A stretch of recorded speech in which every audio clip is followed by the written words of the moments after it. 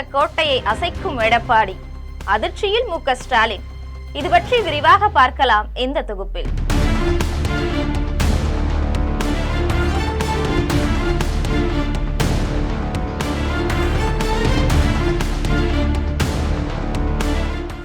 கொங்கு மண்டலத்துல தன்னுடைய வெற்றிகரமான தேர்தல் வியூகத்தை நடைமுறைப்படுத்தி வரும் அதிமுக பொதுச் செயலாளர் எடப்பாடி பழனிசாமி அடுத்தபடியா டெல்டா பகுதிகளை குறிவச்சிருக்கிறாரு. எடப்பாடியோட பின்னணி திட்டங்கள் குறித்து அறிந்த திமுக தலைவர் மு.க. ஸ்டாலின் அதிர்ச்சியில ஆடி போயிருக்கிறார்னு தகவல் வெளிவந்திருக்கு.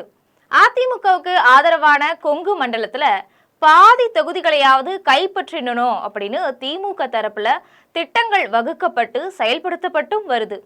அதே சமயத்துல கொங்கு மண்டலம் அதிமுக கோட்டை என்பதை நிரூபித்தே ஆகணும்னு கணக்குல வச்சு எடப்பாடி பழனிசாமி பல ரகசிய திட்டங்களை மேற்கொண்டுட்டு வராரு. இந்த நிலையில எடப்பாடி பழனிசாமியுடைய டெல்டா பகுதி சுற்றுப்பயணமும் நெல் கொள்முதல் தொடர்பாக அவரது குற்றச்சாட்டுகளும் புதிய பரபரப்பை ஏற்படுத்தி இருக்கு. தேர்தல் களத்தை பொறுத்த வரைக்கும் பின்னடைவுல இருந்த எடப்பாடி பழனிசாமியோட வியூகம் இப்போ வெற்றி பயணத்தை நோக்கி முன்னெடுத்து போறதா தகவல்கள் அறியப்படுது. சட்டமன்றத்துல கிட்னிகள் ஜாக்கிரதை, உருட்டுக்கடை அல்வான்னு வித்தியாசமான முறையில பேசி கவனத்தை ஈர்த்த எடப்பாடி பழனிசாமி இப்போ நெல் கொள்முதல் விவகாரம் பற்றி பேசியிருக்கிறது மிகப்பெரிய சர்ச்சையை ஏற்படுத்தி இருக்கு.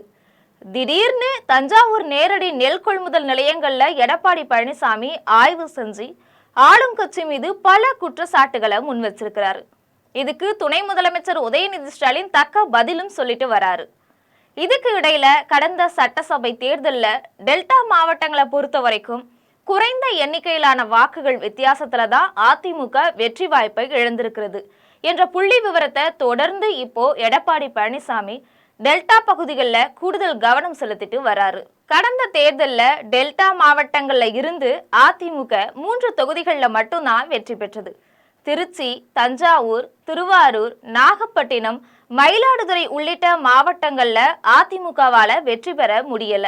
அதே சமயம் நாகப்பட்டினம், மயிலாடுதுறை, பூம்புகார் உள்ளிட்ட தொகுதிகள்ல மிக குறைந்த அளவுல, அதாவது 3000 வாக்குகள் வித்தியாசத்துல தான் அதிமுக வேட்பாளர் தோல்வி அடைஞ்சிருக்கிறாரு. இதனால அந்த பகுதிகளில் கூடுதல் கவனம் செலுத்தினா வெற்றி பெற முடியும் என்பதை எடப்பாடி பழனிசாமி கணக்கு போட்டு செயலாற்றிட்டும் வராரு.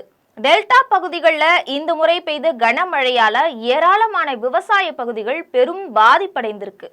அங்க இருக்கிற விவசாயிகள் எடப்பாடி பழனிசாமியிடம் கண்ணீர் மல்க பல்வேறு தகவல்களை தெரிவிச்சிருக்கிறாங்க. இதைத் தொடர்ந்து நெல் கொள்முதல் விவகாரத்துல திமுக அரசு தோல்வி அடைஞ்சிருச்சு. நஷ்டத்துல மூழ்கிய விவசாய நெல்லுக்கு திமுக அரசு தான் பொறுப்புன்னு எடப்பாடி பழனிசாமி குற்றம் சாட்டினார்.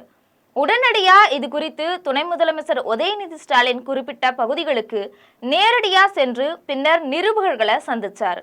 அப்போ எடப்பாடி பழனிசாமி நாடகம் ஆடுறாரு. இதுவரைக்கும் எந்த விவசாயிகளும் நஷ்டப்பட்டதா புகார் தெரிவிக்கல அப்படின்னு குறிப்பிட்டிருக்கிறாரு.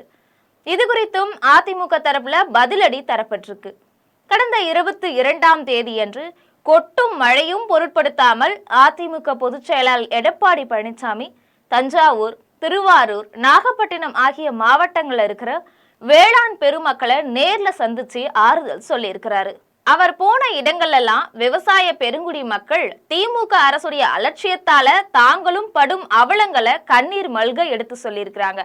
அறுவடை செய்ய வேண்டிய நிலையில நீர்ல மூழ்கி போன நெற்பயிர்களையும் கொள்முதல் நிலையங்களுக்கு முன்னாடி திறந்த வெளியிலும் சாலைகள்லையும் ஓரங்கள்லையும் கொட்டி வைக்கப்பட்டு முளைவிட்டு போன நெல்மணிகளையும் எடப்பாடி பழனிசாமியிடம் காட்டி தங்களுடைய துயரத்தை வெளிப்படுத்தினாங்க. இது எல்லாமே ஊடகங்களும் பத்திரிகைகளும் சமூக ஊடகங்களும் வெளிச்சம் போட்டு காட்டுச்சு. ஆனா உதயநிதி ஸ்டாலின் இது எல்லாத்தையுமே மறைக்கிறாருன்னு அதிமுக தரப்புல மேலும் குற்றம் சாட்டப்பட்டிருக்கு. இதுக்கு இடையில டெல்டா பகுதிகளில் அதிமுக நிர்வாகிகள், பொறுப்பாளர்கள், செயலாளர்களை எடப்பாடி பழனிசாமி முடக்கி விட்டிருக்கிறார். மிக தீவிரமா செயலாற்ற வேண்டும், நிச்சயமா நாம வெற்றி பெறுவோம் அப்படிங்கிற உற்சாகத்தை ஏற்படுத்தி இருக்கிறாரு. தமிழ்நாடு முழுவதும் திமுகவுக்கு வெற்றி வாய்ப்பு இருக்குதுன்னு பேசப்பட்டு வந்த நிலையில இப்போ கொங்கு மண்டலத்திலையும் டெல்டா பகுதியிலும் அதிமுக கவனம் செலுத்தி வர்றது திமுக தரப்பினர்கிட்ட அதிர்ச்சியை ஏற்படுத்தியிருக்குது என்பதுதான் குறிப்பிடத்தகுந்த விஷயம்.